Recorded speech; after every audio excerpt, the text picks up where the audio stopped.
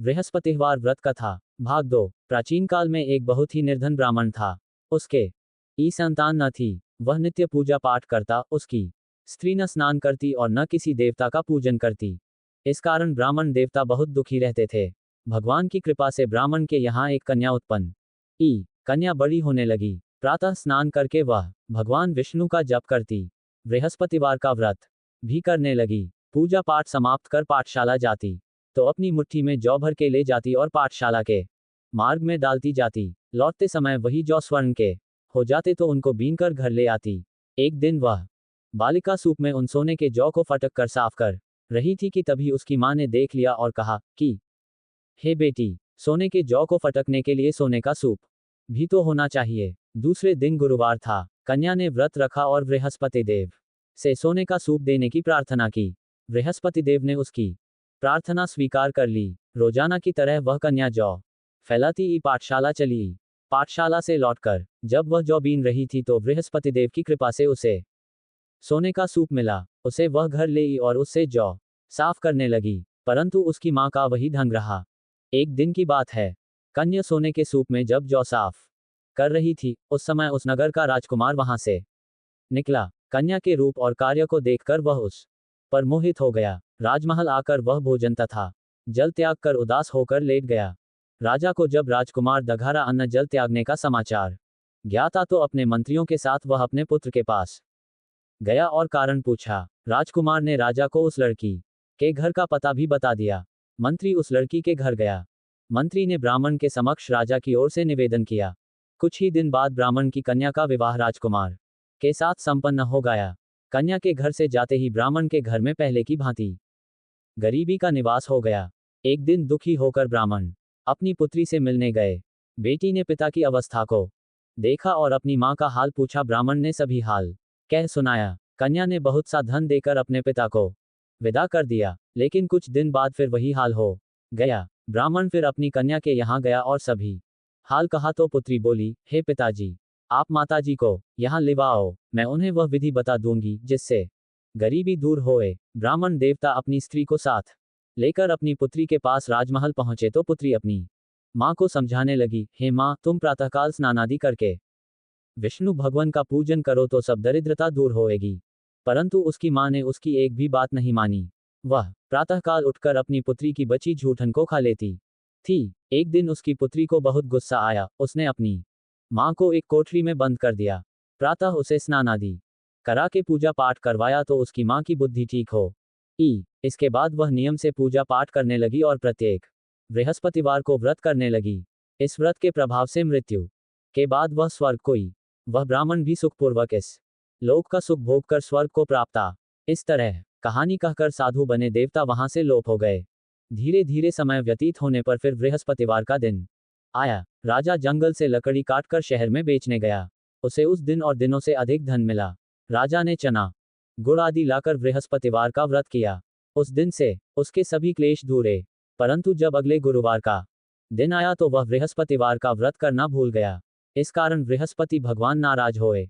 उस दिन उस नगर के राजा ने विशाल यज्ञ का आयोजन किया था तथा अपने समस्त राज्य में घोषणा करवा दी कि सभी मेरे यहाँ भोजन करने आवें, किसी के घर चूल्हा न जले। इस आज्ञा को जो न मानेगा उसको फांसी दे दी एगी। राजा की आज्ञानुसार राज्य के सभी वासी राजा के भोज में सम्मिलित, लेकिन लकड़हारा कुछ देर से पहुंचा, इसलिए राजा उसको अपने साथ महल में ले आए। जब राजा लकड़हारे को भोजन करा रहे थे तो रानी की दृष्टि उस खूंटी पर पड़ी जिस पर उसका हार लटका था। उसे हार खूंटी पर लटका ही नहीं दिया। रानी को निश्चय हो गया कि मेरा हार इस लकड़हारे ने चुरा लिया है। उसी समय सैनिक बुलवाकर उसको जेल में डलवा दिया। लकड़हारा जेल में विचार करने लगा कि न जाने कौन से पूर्व जन्म के कर्म से मुझे ये दुख प्राप्त आ है और जंगल में मिले साधु को याद करने लगा। तत्काल बृहस्पति देव साधु के रूप में प्रकट हुए और कहने लगे, अरे मूर्ख, तूने बृहस्पति देवता की कथा नहीं की, उसी कारण तुझे ये दुख प्राप्त आ हैं। अब चिंता मत कर, बृहस्पतिवार के दिन जेलखाने के दरवाजे पर तुझे 4 पैसे पड़े मिलेंगे। उनसे तू बृहस्पतिवार की पूजा करना तो तेरे सभी कष्ट दूर हो जाएंगे। अगले बृहस्पतिवार उसे जेल के दघार पर 4 पैसे मिले। राजा ने पूजा का सामान मंगवाकर कथा कही और प्रसाद बांटा। उसी रात्रि में बृहस्पति देव ने उस नगर के राजा को स्वप्न में कहा, हे राजा, तूने जिसे जेल में बंद किया है उसे कल छोड़ देना, वह निर्दोष है। राजा प्रातःकाल उठा और खूंटी पर हार टंगा देखकर लकड़हारे को बुलाकर क्षमा मांगी तथा राजा के योग्य सुंदर वस्त्र आभूषण भेंटकर उसे विदा किया। गुरुदेव की आज्ञानुसार राजा अपने नगर को चल दिया। राजा जब नगर के निकट पहुंचा तो उसे बड़ा ही आश्चर्य नगर में पहले से अधिक बाग, तालाब और तथा बहुत सी मंदिर आदि बने थे। राजा ने पूछा कि यह किसका बाग और धर्मशाला है। तब नगर के सब लोग कहने लगे कि यह सब रानी और दासी दघारा बनवाए है। राजा को आश्चर्य और गुस्सा भी आया कि उसकी अनुपस्थिति में रानी के पास धन कहाँ से आया होगा। जब रानी ने ये खबर सुनी कि राजा आ रहे हैं तो उसने अपनी दासी से कहा, हे दासी, देख, राजा हमको कितनी बुरी हालत में छोड़ गए थे। वह हमारी ऐसी हालत देखकर लौट न आए, इसलिए तू दरवाजे पर खड़ी हो जा। रानी की आज्ञानुसार दासी दरवाजे पर खड़ी हुई और जब राजा तो उन्हें अपने साथ महल में लिवाई। तब राजा ने क्रोध करके अपनी तलवार निकाली और पूछने लगा, बताओ, ये धन तुम्हें कैसे प्राप्त है। तब रानी ने सारी कथा कही। राजा ने निश्चय किया कि मैं रोजाना दिन में 3 बार कहानी कहा करूंगा और रोज व्रत किया करूंगा। अब हर समय राजा के दुपट्टे में चने की दाल बंधी रहती तथा दिन में 3 बार कथा कहता। एक रोज राजा ने विचार किया कि चलो अपनी बहन के यहाँ हो आऊं। इस तरह का निश्चय कर राजा घोड़े पर सवार हो अपनी बहन के यहाँ चल दिया। मार्ग में उसने देखा कि कुछ आदमी एक मुर्दे को लिए जा रहे हैं। उन्हें रोककर राजा कहने लगा, अरे भाइयों, मेरी बृहस्पतिवार की कथा सुन लो। वे बोले, लो, हमारा तो आदमी मर गया है, इसको अपनी कथा की पड़ी है। परंतु कुछ आदमी बोले, अच्छा कहो, हम तुम्हारी कथा भी सुनेंगे। राजा ने दाल निकाली और कथा कहनी शुरू कर दी। जब कथा आधी ही तो मुर्दा हिलने लगा और जब कथा समाप्ति तो राम राम करके वह मुर्दा खड़ा हो गया। राजा आगे बढ़ा। उसे चलते चलते शाम हुई। आगे मार्ग में उसे एक किसान खेत में हल चलाता मिला।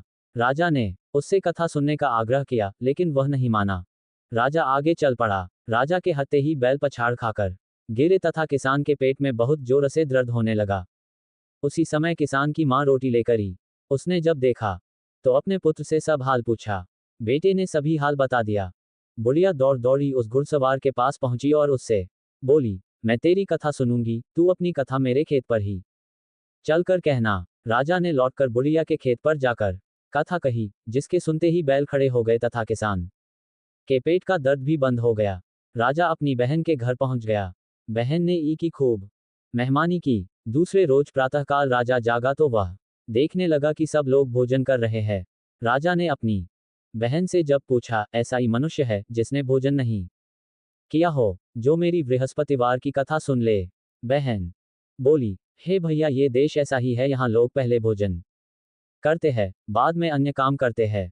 फिर वह एक कुम्हार के घर ही, जिसका लड़का बीमार था, उसे मालूम आ कि उसके यहाँ 3 दिन से किसी ने भोजन नहीं किया है। रानी ने अपने ई की कथा सुनने के लिए कुम्हार से कहा। वह तैयार हो गया। राजा ने जाकर बृहस्पतिवार की कथा कही, जिसको सुनकर उसका लड़का ठीक हो गया। अब तो राजा को प्रशंसा होने लगी। एक दिन राजा ने अपनी बहन से कहा, हे बहन, मैं अब अपने घर जाऊंगा, तुम भी तैयार हो।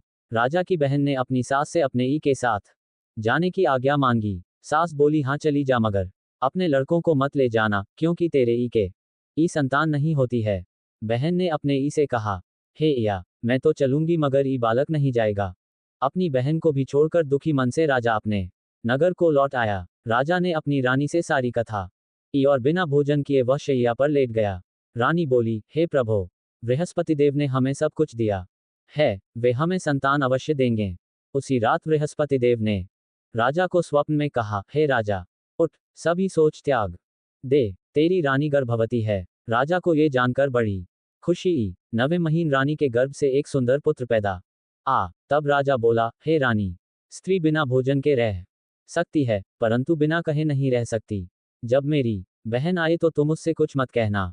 रानी ने हाँ कर दी। जब राजा की बहन ने ये शुभ समाचार सुना तो वह बहुत खुशी तथा ई लेकर अपने ई के यहाँ आई। रानी ने तब उसे आने का उलाहना दिया। जब ई अपने साथ ला रहे थे तब टाली उनके साथ नहीं और आज अपने आप ही भागी भागी बिना आई। तो राजा की बहन बोली, भाई, मैं इस प्रकार न कहती तो तुम्हारे घर औलाद कैसे होती। बृहस्पतिदेव सभी पूर्ण करते हैं जो सद्भावना पूर्वक बृहस्पतिवार का व्रत करता है एवं कथा पढ़ता है अथवा सुनता है और दूसरों को सुनाता है, बृहस्पति देव उसकी सभी पूर्ण करते हैं, उनकी सदैव रक्षा करते हैं। जो संसार में सद्भावना से गुरुदेव का पूजन एवं व्रत सच्चे हृदय से करते हैं, उनकी सभी वैसे ही पूर्ण होती है, जैसी सच्ची भावना से रानी और राजा ने बृहस्पति देव की कथा का गुणगान किया, तो उनकी सभी बृहस्पति देव जी ने पूर्ण की। अनजाने में भी बृहस्पति देव की उपेक्षा न करें, ऐसा करने से सुख शांति नष्ट हो जाती है। इसलिए सबको कथा सुनने के बाद प्रसाद लेकर जाना चाहिए, हृदय से उनका मनन करते हुए जयकारा बोलना चाहिए। इति श्री बृहस्पतिवार व्रत कथा। प्रिय मित्रों, राधे राधे। आपको यह वीडियो पसंद आई हो तो मेरे YouTube चैनल सनातन ज्ञान भूमि को प्लीज सब्सक्राइब करें और वीडियो को लाइक करें, दोस्तों में शेयर करना ना भूलें। कमेंट में जय श्री राम अवश्य लिखें। मित्रों, धन्यवाद।